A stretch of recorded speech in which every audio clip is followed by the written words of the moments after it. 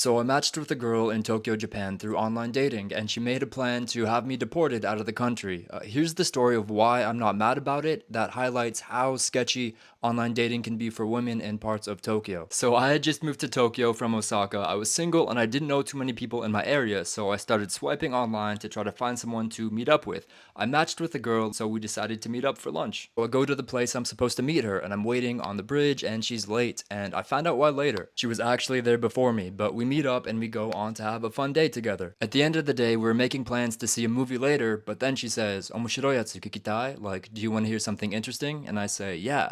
And then she leans in and tells me, "I can tell you now because I found out that you're cool, but my friends and I were actually suspicious that you were a sketchy host and you might stalk me and extort money from me. So we looked into it and we researched how to have you deported from the country if that was the case."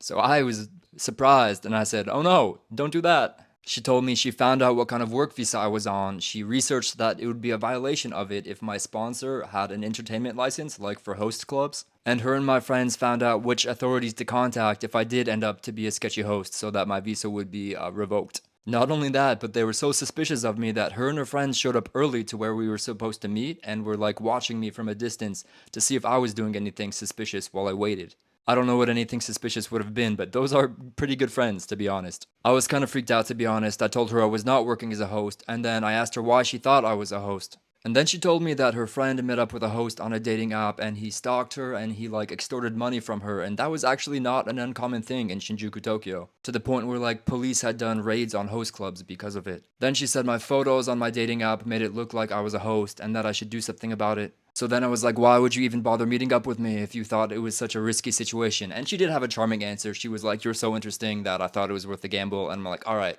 She won me over with that line. And it didn't help though. Like the next time we met up, she took a photo. I was wearing the exact same outfit as a host on a poster. So be aware of that, I suppose, if you move to Tokyo. And we ended up dating for a bit, but decided we were better off friends in the end. And I'm still friends with her and her friends group, and we hang out every now and then. And I will tell you, friends that will go with you to a date to scope out if they're legitimate, like some kind of shadow organization, are interesting friends. But yeah, be careful if you're on a work visa. If you're dating guys in Tokyo, be careful for sketchy hosts. Nothing really to learn from this story, I think.